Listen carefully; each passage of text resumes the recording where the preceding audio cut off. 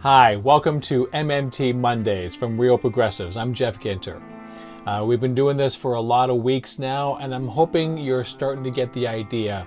What we're trying to do here every Monday night is give to you the information about how the economy actually functions. We're trying to make it clear to you from the mouths of the actual economic experts, the ones who have made it clear that we have opportunities, economic opportunities, educational, healthcare opportunities, vocational opportunities. There is so much that we could be doing, but we're not, because we have been sold a bill of goods, because we have been told by people that we have, for one reason or another, put on a pedestal, for one reason or another, given unto the mantle of expert. We believe you, we trust you, we're not even going to question you anymore. And where has that gotten us over the last 40 years? 40 to 60% poverty. Tens of thousands dying because they can't afford even shitty health care. Hundreds of thousands dying, and they do have shitty health care. More wars fighting right now than we can count on the fingers of one hand. Where is this getting us? It's time that we started asking serious questions about how our economy works, because it's the only missing link to what we have been fighting for so long. For 40 years, we have all the policy prescriptions that we will ever need. We know what we need to do. We know what we need to accomplish. We've always known. But why does it never happen?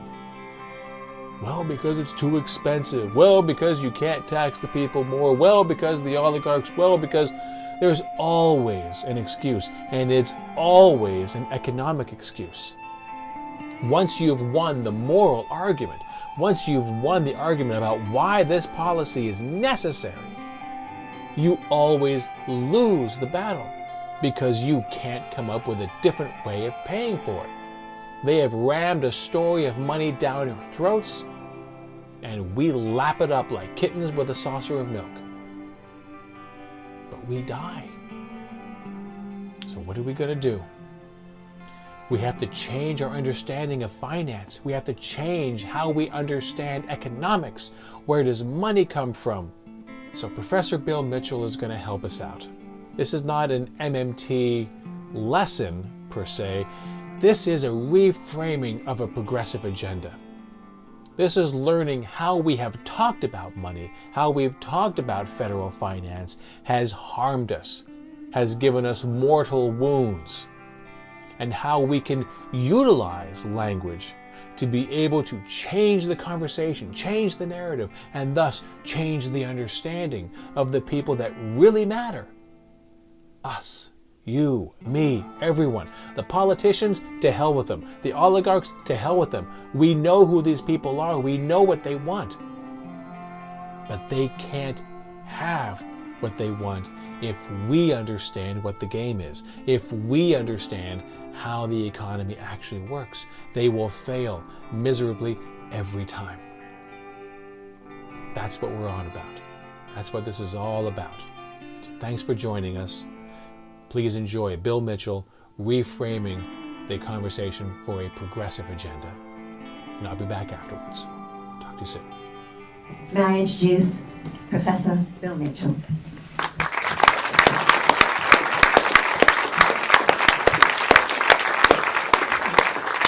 Thanks very much to Prue and Deborah for their fantastic, rapid work in getting this together. It's very appreciated. Now, normally, if I've got a small audience, I usually start off with an exercise in humiliation, where I have a little quiz, and I force people to show hands, and then we have a group humiliation, but I don't think I can have mass humiliation. But here's two questions to think about. You don't have to show your hands. And no one will ever know, except yourselves, about what your answers are. So here's two. I could ask any number of questions, but here's two. Do you agree with the proposition that when the national government taxes you, you're providing them with funds that allows them to spend? So I know that those who read my blog will know the answer, but those who don't necessarily or get confused by my prolix English, Think about what you think about that. A second question might be, when the government sells debt to the private bond traders, are they raising money which allows them to spend above the tax revenue that they earn? Now, I can tell you that on the basis of my fairly long experience in asking these sort of questions, 95% of the audience, no matter how progressive they are on social policy, on climate change, or on, in their own perspectives, on economic issues, 95% of the people will answer yes to both of those questions, and they are fundamentally wrong in answering yes, and they are effectively operating in a neoliberal space. So think about where you were. Now, what I want to talk about tonight, for about 35 minutes I guess, is this question. And this is work that I've been doing with a colleague, Dr. Louisa Connors, who happens to be in the room tonight. Her background's not as an economist, and my background's not as a person who understands anything about English expression or language or cognition. So it's an interesting coalition. And the proposition is that macroeconomics seems dead easy to me. It seems pretty straightforward and almost banal. But I also know that it's extremely difficult per se to understand an abstract concept like a macroeconomic variable. And so I know that it's not well understood, and I also know that social media exacerbates that ignorance of macroeconomic policy, macroeconomic concepts, and the mainstream media perpetrates the lack of understanding. And so we've already got a difficult set of concepts to grasp, and then you overlay that with a pernicious ideology that wants to misuse those concepts for their own, to perpetrate their own ends, and you end up with neoliberalism and progressive people answering yes to those two questions and thinking that they're adopting progressive narratives and policy positions when they're actually neoliberals in disguise. And the reason I've started to do this work on framing and the importance of language is that there's some reason why smart progressive people buy into the neoliberal story without knowing it. And you know, I've spent a career. I don't think I'm an outrider. I think I'm mainstream, but that's a matter of description. But I've spent a whole career being vilified by my profession, which is a pretty awful profession, economics. Spent a whole career being vilified by my peers, whereas to me it's self-evident that what I would call neoclassical, but we now, you know, the popular sort of terminology is neoliberal, how wrong it is, how it doesn't deliver any outcomes that are desirable. But the question I've asked myself is why did, you know, I thought in the early days of the global financial crisis that was it for that paradigm, that it was going to basically be so discredited that it had had its run 33 decades, it was ended. And we were going to see some sense again, that this set of body of literature and thought and narrative didn't work at all. But I was wrong, it's persisted. And so, you know, the challenge for me as an academic was to try to come to terms with how the bloody hell does this decrepit non-knowledge persist to parade as an underpinning for economic policy which damages the majority of us. And so I got involved in this research agenda on framing, which comes out of social psychology and linguistics and the use of language. So that's sort of the background. Now, my co-author Louisa Connors, this is her contribution to the project, is to understand the way in which humans develop what they think as being conceptual understandings of things. And you know, it's almost over my head, which is a perfect statement to illustrate the way in which we physically embody concepts, things we don't understand are over our heads. It's a physical way of understanding something, of coming to terms with something out there. And a lot of our thought is unconscious, that we actually end up with a whole series of inconsistent propositions that are mutually inconsistent, and we don't even know that. And so you've got the Tea Party in America running around proposing all sorts of things that undermine their own prosperity, for God's sake. And they don't even know it. And most of the way in which we understand abstract concepts is through the use of metaphorical language. And so, you know, the idea that we understand something, that something we don't understand is over our heads, that's a metaphor. That something more is good and less is bad, and more is up and less is down. And fiscal deficits appeal to us because a deficit is something that's down, it's less. And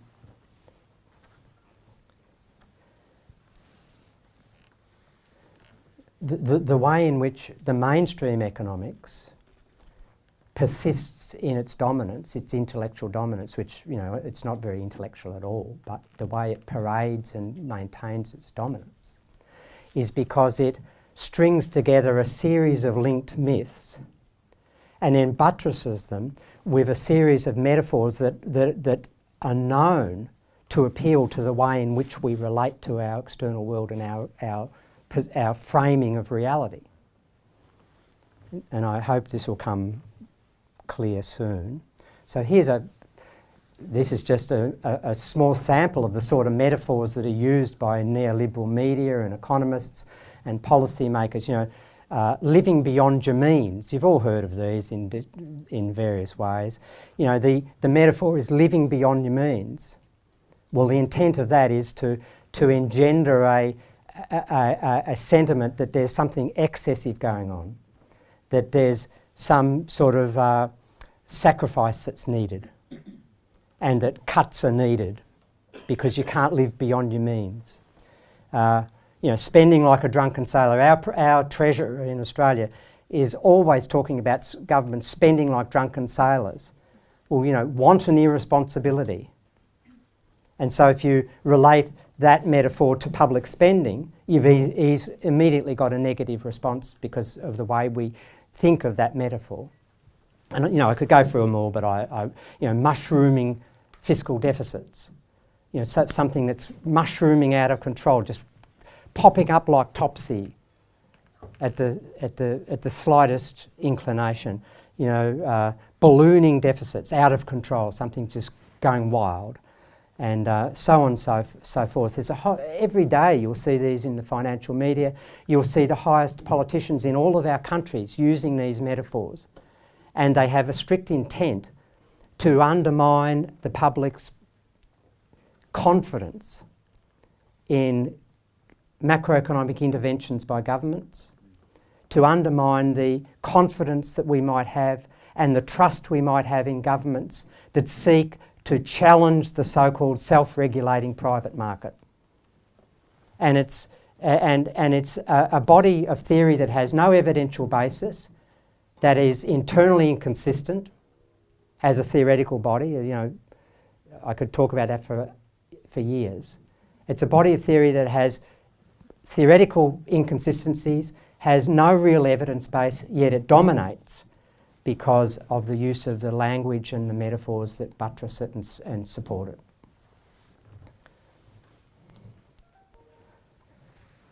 And that type of way of conducting narratives in the public policy debate sucks progressives in, because they then get locked into debating in the same metaphorical space, as if a national government like the British government can run out of money.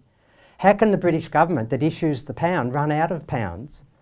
It's like saying that they've got to stop the test match at Lord's. Well, the Lord's was a good one. At Edgbaston, because the scoreboard had run out of points to put up on the scoreboard. For Australia. No, it didn't. The pitch was doctored. And you know, when you confront progressive politicians and their think tanks or whatever, they say, well, we've got to talk like this because it's the real politic. And so they come out with things like we've got to balance the budget over the cycle, which apparently makes them look reasonable. It just makes them look like dopes. That we've got to tax the rich to pay for infrastructure. Well, no, you don't. The savings of the rich have got no relevance to what a government can do to advance public welfare. You might want to tax the rich for equity reasons, but you don't need to get their money. That's sort of like saying that Ayn Rand was right in her book that we all rely on the hard work of the entrepreneurs. Well, no, we don't. That's playing into the neoliberal metaphorical story. Or we've got to tax the rich to improve the services of the poor. Well, no, you don't. If a national government wants to provide better services to the poor, it's got the wherewithal because it issues the currency. You might want to tax the rich if you want them to have less money to spend. But that's for a separate motive. That's nothing to do with giving you the wherewithal to help the poor improve their access to public services. And by buying into this so-called real politic, I get told all the time by progressive politicians, etc., or their advisors, oh, Bill, you're just an academic, you know, we're out in the real world doing politics. And I turn around and say to them that by buying into this metaphorical space, you're reinforcing it and you're giving yourselves no options to ever break out of it. And that's why movements in Britain like New Labour are so destructive. Now, fortunately, they're proving themselves to be irrelevant, I think, but for a long time they've undermined the progressive agenda by basically reinforcing these neoliberal narratives. Now the other thing that Louise O'Connor's taught me was that this concept of construal. And this is this idea that for a time we can be locked into a particular set of perspectives on something and have these metaphors continually reinforcing them through the news and the media and the politicians all talking this nonsense.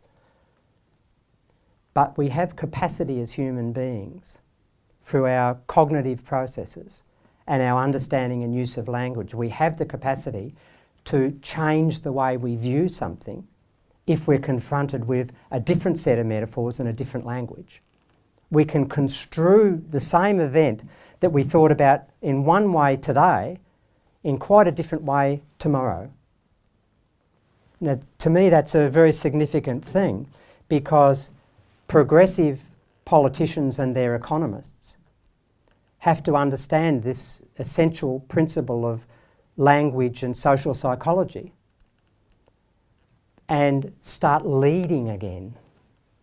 Start developing leadership by allowing people to construe things in a different way by using different metaphors and using different languages. And that's why it's so damaging for a so-called progressive politician to get up and say, well, I'm going to cut the deficit too and balance it. Well, why the hell would you want to balance the fiscal deficit? Who said that was a good idea? When you've got an external deficit and you want your private sector to start saving and they're over indebted, how the hell do you think you're going to get a budget surplus? Whoever told you that that was appropriate policy? And then they look at me and stare and you know they haven't got a clue. They're just aping the language of the neoliberals because they think that that's what the population thinks is fiscal responsibility. But this is a population that has been poisoned by these ridiculous metaphors to construe something in a way that's totally erroneous and has no application to evidence or reality, but serves an ideological agenda of a very small proportion of our population and undermines the prosperity of the majority.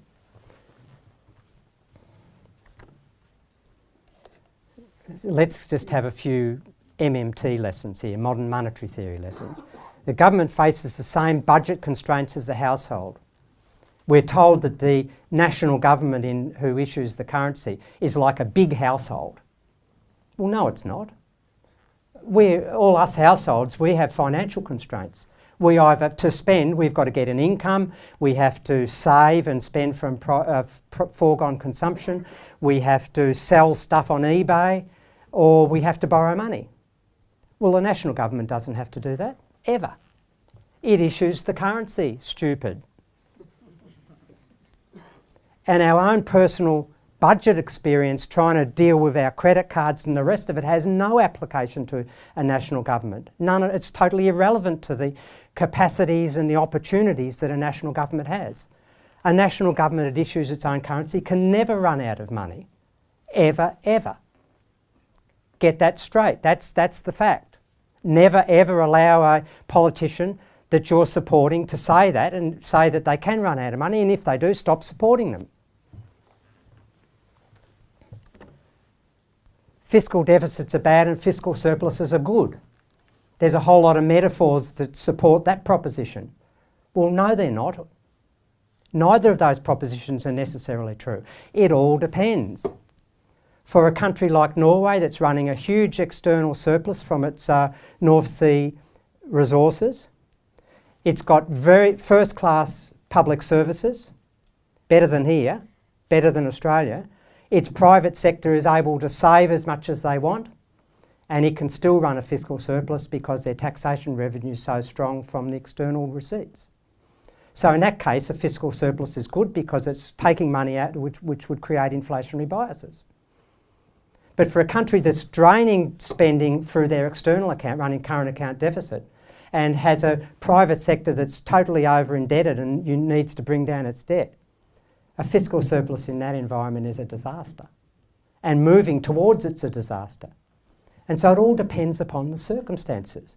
You can't analyse the government balance independent of what the other sectors, the external and the private domestic sector, are doing. So progressives have to understand that and get with it. Fiscal surpluses contribute to national saving. Or you often hear, oh, the government's got to save. Well, what nonsense is it that a currency issuing government would save? I mean, we save as individuals and households to give us higher future consumption possibilities. That's what saving's about.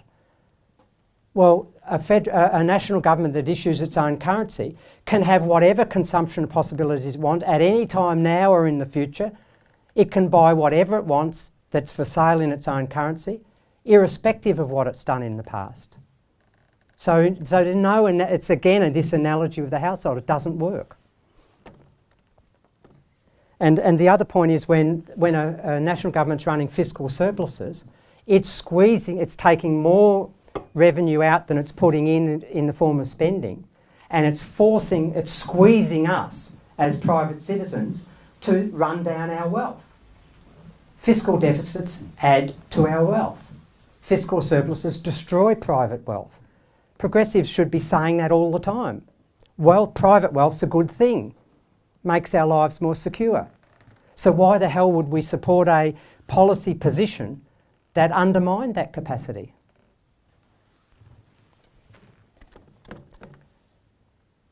Fiscal deficits are inflationary. Well, no, they're not, necessarily. All spending has an inflation risk. And if spending growth outstrips the capacity of the economy to produce real goods and services, things, then you'll get inflation. But as long as the fiscal deficit is tailored to fill the gap that our private savings overall creates, then, and keeps nominal spending growing in line with the productive capacity of the economy, then it won't be inflationary. It all depends, that's the point. There are no rules that says that fiscal deficits. You could run continuous deficits of 2 or 3% of GDP forever. Think about the US. For 87% of its years since 1930, they've been running deficits. There hasn't been accelerating inflation in that country, and we could use plenty of other countries. This notion of fiscal space, the OECD and the IMF are always putting out stupid papers about fiscal space, as if a currency issuing government can't buy whatever it wants. Fiscal space can only be defined, that is, fiscal space being what room has the national government got to spend in net terms. What room has it got? Well, the available real resources, the idle real resources that could be brought into productive use. That's what fiscal space is. So already, once you get out of this habit of being obsessed with financial ratios about the size of the deficit to GDP and think about what real resources are idle in your economy, you've got out of the neoliberal view of fiscal space into a progressive view. So you know that if there's mass unemployment and underemployment and marginalised workers that could be more productively employed, you know there's more fiscal space. Because if the private sector isn't making those resources productive, well then there's only one sector left. Thanks very much. Public sector. So the shift from fiscal space being defined in terms of financial ratios, a deficit of 10% might be appropriate, just as a deficit of 2% might be appropriate. So there's no rule that says a fiscal deficit of 2% of GDP is better than a fiscal deficit of 10%. It all depends. The concept progressives have to shift the concept of fiscal space from a narrow, isolated view of some size deficit or debt to GDP ratio into how many real resources are idle and what can be done with them.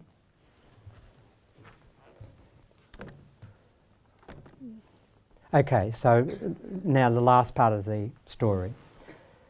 So, I consider that modern monetary theory is a very elegant body of intellectual thought. It's internally consistent, it's evidence-based, it's got an impeccable record of prediction, if you like. Yet it doesn't cut through. It's a minority. So that led me to this framing sort of research. And so I see the task is to take that very elegant body of theory and talk about it and construct it in a way that can overcome this metaphorical tyranny that supports neoliberalism. So there's two challenges. One is to build up the level of understanding of the theoretical principles, and I've been doing that tonight a bit on those propositions. But the other is also to learn a way in which we can develop a progressive language and a use of metaphors that will cut through. Now I note here, by the way, that MMT is neither left nor right. It's a body of theory that describes and explains how a monetary system operates. You can then overlay a value system on it, and so you could get an extreme right-winger who would be an avid MMTer. It would just force them into transparent statements. So they could no longer, if we all understood MMT and what and the way the monetary system operates, a right-winger could no longer say, we've got to have 10% unemployment because the government's run out of money. Because then everybody would know, nonsense, the government's got as much money as it wants and can buy as many real resources that are idle if it wants, including all the unemployed labour if it wants. And so the reason that you're tolerating mass unemployment is because you must have a functional reason for it, like to discipline the private sector wage determination process. So that it would force the public debate into becoming a much more transparent, you couldn't hide behind these lying metaphors anymore. Okay, so what do we do about this? Here are two visions of the economy. The left one has the economy out there, and that the people and the natural environment are slaves to that independent entity.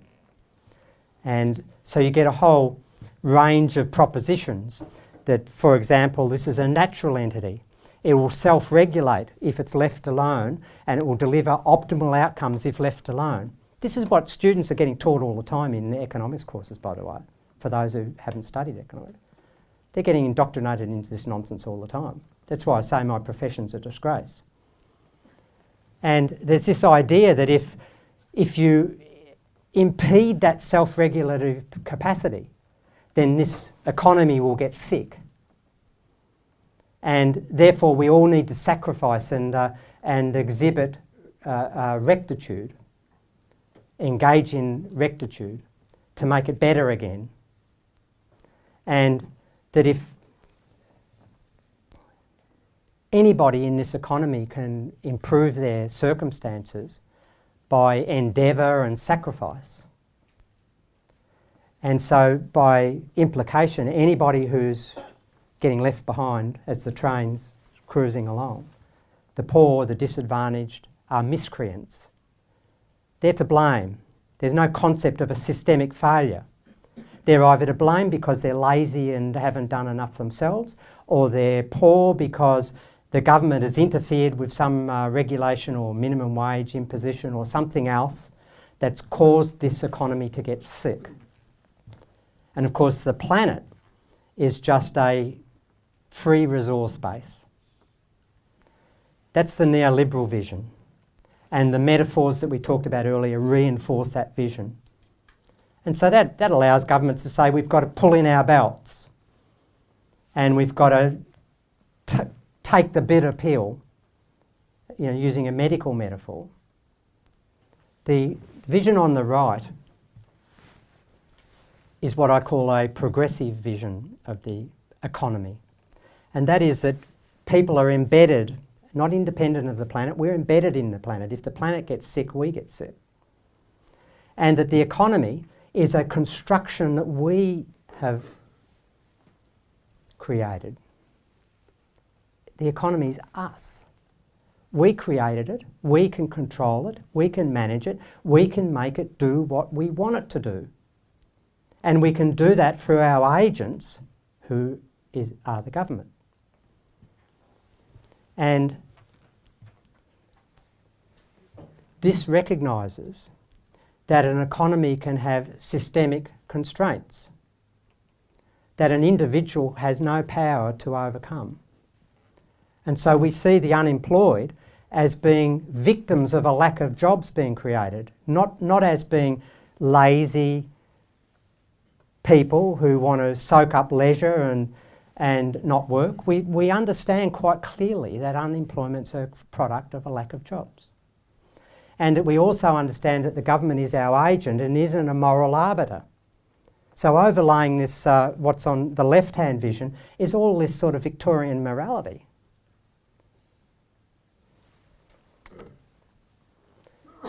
And so those visions are very contrasting, and they give us a clue to the beginnings of a progressive agenda, in my view. And the starting point in reversing the narrative is to have big vision statements, not to go into a dinner party and start challenging people about basics of MMT. What's the purpose of taxes? Forget it.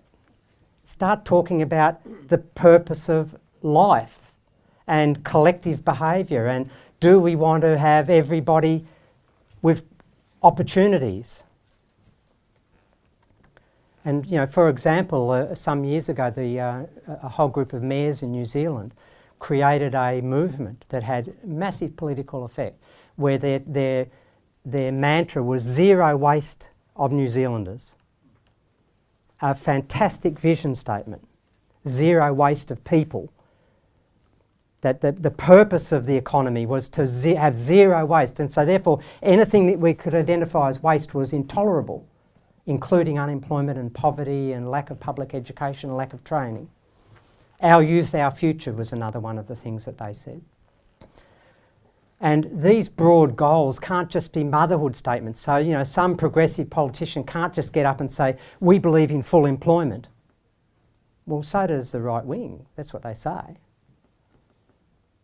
You've got to develop, use these metaphorical concepts, and one of them here is event causation structures that are linked to metaphors. And what that means is that if you say we want jobs for all, you've got to also append to that type of appeal an appropriate action, because the right wing wanted jobs for all too.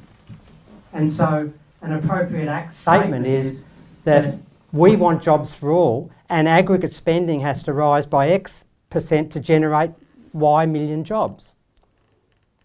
That's a much more specific statement, because you've got an event, jobs for all, and then you've got causation. And humans metaphorically understand event causation. That we know if we want something to occur, we know that there's got to be something to push it to occur. And so we've got a progressive has to say, well, we want jobs for all, but the government has to do something to get that event. And so progressive narratives tend to get lost in value statements and ignore event causation type statements. How do things happen? Well, we want jobs for all. The causation structure is if there's not enough spending, then there has to be fiscal deficits. And we have to educate people into that event causation. And I won't go for much longer. The other thing is that another metaphor is the purposes are destinations metaphor. And we intrinsically relate to our desire to achieve purposes, to achieve outcomes. And we relate success to the reaching a destination. In all of our life, we have this underlying sort of understanding of things. So we've got to start talking about a destination as, in this case, for example, people, zero waste of New Zealanders, and never talk about we want to have a deficit that's zero, or we think it's safe to have a public debt ratio of 60% rather than 70%. Well, why ever talk about those things? Divert the debate back into destinations that are progressive, like we don't want anybody being unemployed. People, not financial ratios.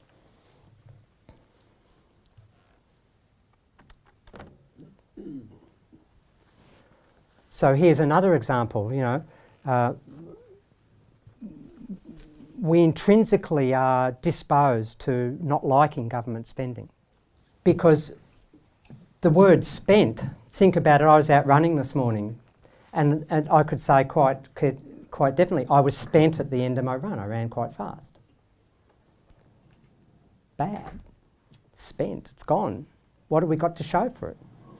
And that language predisposes us to think of government spending as being wasteful. And then a few metaphors on top of that, like drunken sailors and running out of money, and we're dead keen on getting rid of government deficits. Whereas if we said that the British government invested X million dollars to enhance our well-being, then we've got a totally different language and metaphorical impact, because we're invoking the so-called more is up metaphor, which we immediately relate to as being something desirable. But by substituting the word spent by invest is more is up. We like that. Spend is exhaustion. We don't like that. That's bad. And so simple ways of manipulating the English language can change the total intent of the way in which we relate desirable policies. And another one is if you read my work or hear me talk a lot, I don't use the word budget very much to describe a national government's fiscal balance. I talk about fiscal deficits.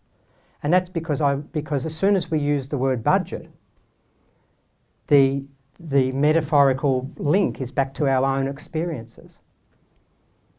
And our own experiences have no guidance in terms of understanding or appreciating the opportunities of a national government. A couple more points here. The destination must be prominent when we talk. And so we're saying the government deficit rose and generated higher levels of wealth for households and business firms. And so we're relating in a causal sense an event, the government deficits rose, to a desirable destination. And then we have a chance, once we have that type of language, of explaining to people how fiscal deficits are good for us in most circumstances, not always. And so that way of talking reinforces this concept of forced movement. If something doesn't happen as a prior event, your destination won't be reached. And so if you've got a private sector that's not spending enough to maintain full employment, then the unemployment is a direct result of the lack of spending by the government.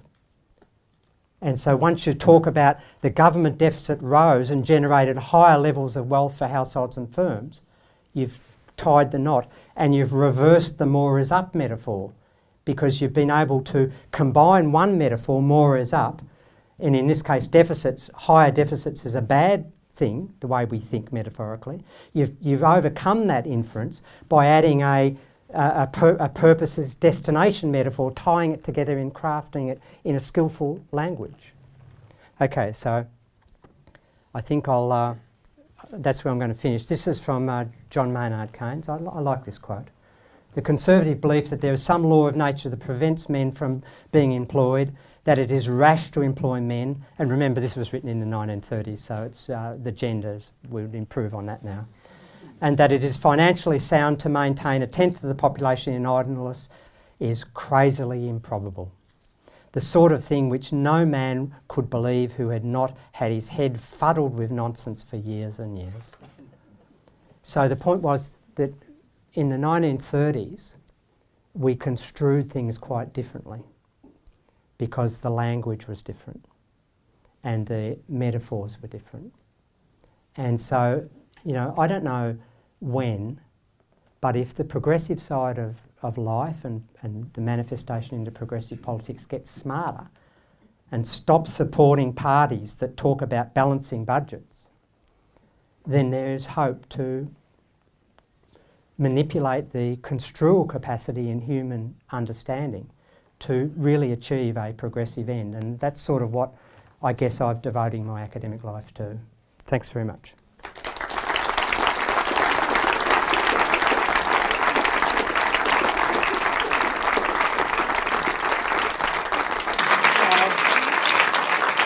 This is my little ad break before the next speaker. 35% discount available. It all goes to the publisher. Okay, so what did you think? Ultimately speaking, you have to understand how the economy works, but then you also, on top of that, have to understand how the language is used to pull the rug out from underneath of all of us.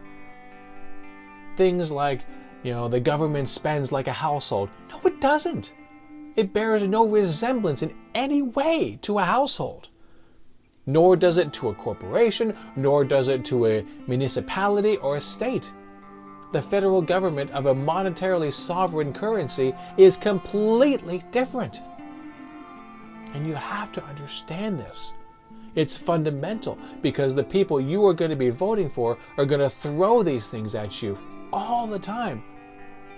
And you have to recognize it when it's coming your way and tell them, hey, that's bullshit, and I know it. And they won't be able to bullshit you anymore. But you have to learn it first. Thanks for joining us. We'll see you again next week. Bye-bye.